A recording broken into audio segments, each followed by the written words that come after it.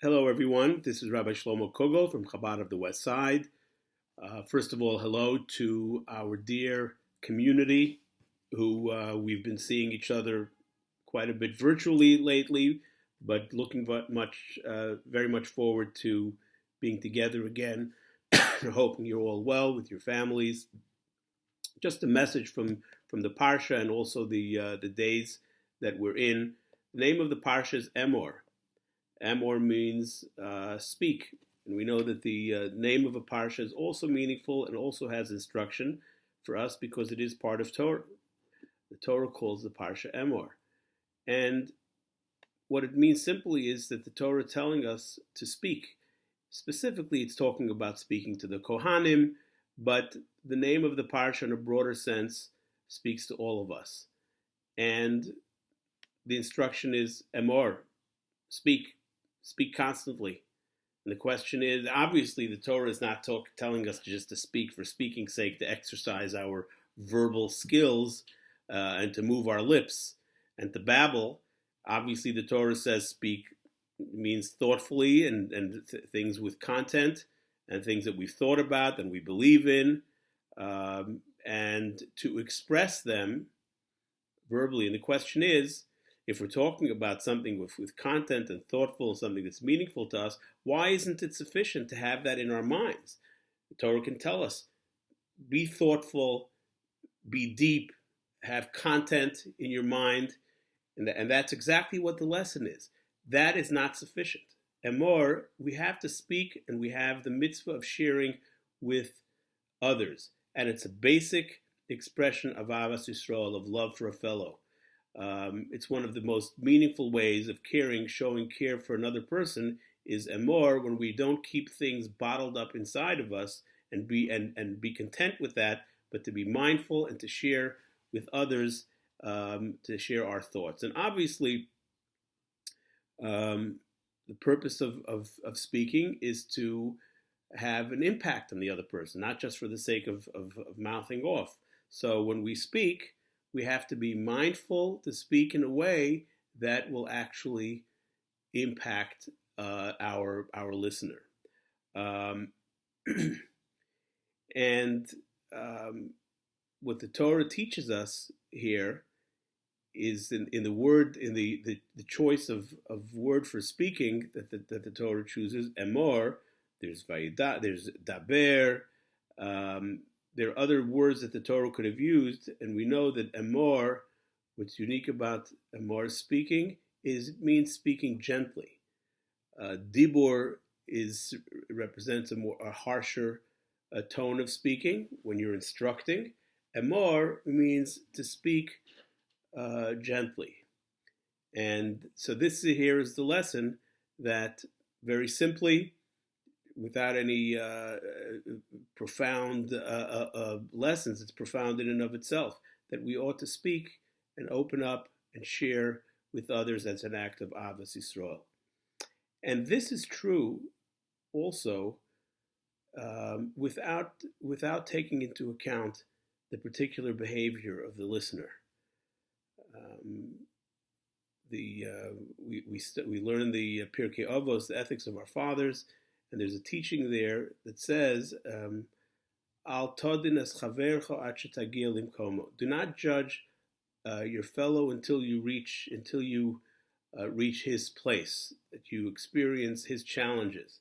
And so we have an instruction that even though one might think that how could you maintain a soft tone when speaking to another when you're kind of disappointed at where they're at, and maybe rightfully so, based on their behavior. So we have the teaching of the Mishnah that not to judge someone until you have their challenges. And as the Alter Rebbe elaborates in Tanya, that sometimes you have people with particular life challenges, whatever the things that they have that you're not experiencing. And today we're not talking about people who we meet occasionally, and we're talking today about all of these challenges are with people that we're living with very closely, whether our spouses, our children, and children about their parents. Sometimes we see things that are behavior and attitudes that are not correct and really can be disturbing to us. The instruction of the Mishnah is, and the instruction of the Parsha is, Emor, speak to them softly and judge them, and don't judge them harshly until you consider the particular challenges that they may have. That is the teaching of the Mishnah. The Mishnah goes on elsewhere in the Pirkei Avos to say, not only should you not judge someone harshly, because you have to consider their particular challenges, and in the case of our immediate close family members and friends who we our inner circle of friends who we may be in touch with on Zoom more than regularly. So the instruction is to consider their particular challenges. Maybe they have a certain temperament. Maybe they have stresses that we don't have.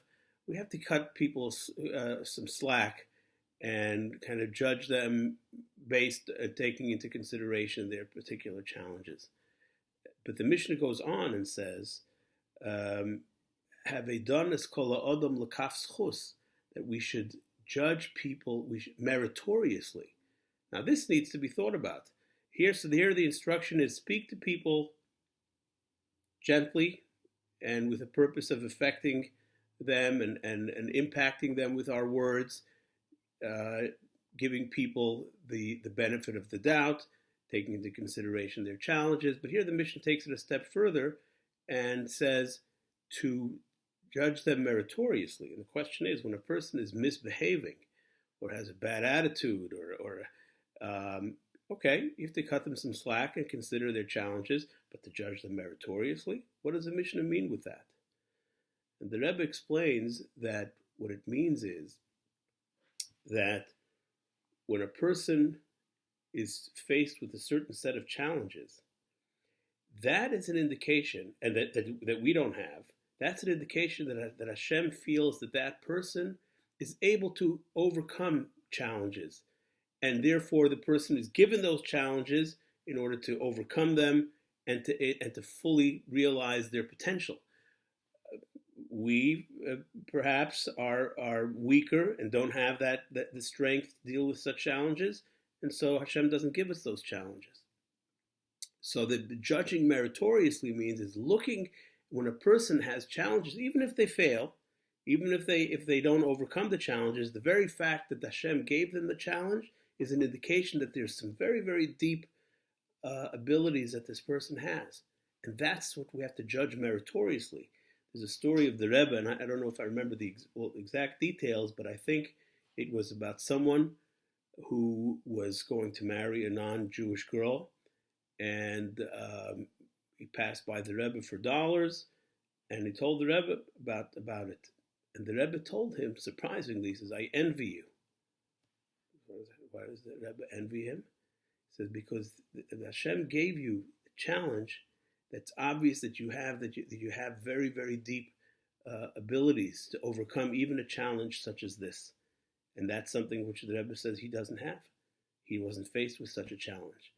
And that's a way for us to look at somebody positively. This is also very much related to the time of year we're in and the counting of the Omer. We know that this period is a period of mourning. We don't have weddings during the time of sphere of the counting, even though Lag BaOmer is an exception. But overall, the period, and that is because we know that the students of Rabbi Akiva didn't practice Avas Yisrael, love for a fellow, as much as they should have. And this is something for us to take into consideration. And this is not just going forward. Today is Pesach Sheni. Pesach Sheni, we know, is where the Jewish people reached out and complained to Hashem that they didn't have a chance to do the Pesach the right way the first time around. They wanted a second chance. And that's the lesson from today, Pesach Sheni, is that there's always a second chance. Hashem responded and gave them the opportunity of Pesach Sheni because they reached out and asked. And we too have the ability to, so practically in our own situation, we're in tight quarters. We have to really um, deal with our relationships in a much deeper way than we normally would. So the lesson from the parsha is Emor. Don't make the effort to bring your thoughts out in a thoughtful way, in a soft way, with our spouse, with our children, and children also. Cut your parents some slack. They might be under certain stresses, and to judge them favorably, speak softly to one another.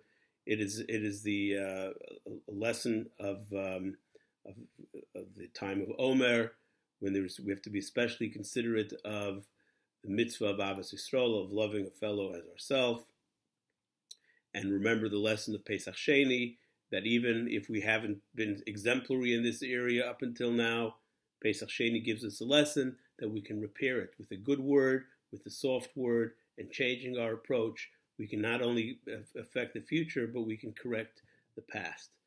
And so let us take this message to heart, and God willing, we'll be able to grow from our experiences, from the particular challenges that we're in, and we will be able to come out much stronger than before, and the same will also affect the world around us, that the world will come out much stronger than before, and obviously that means ultimately with the coming of Mashiach, which is what we're all waiting for. Shabbat Shalom, and looking forward again to seeing you all.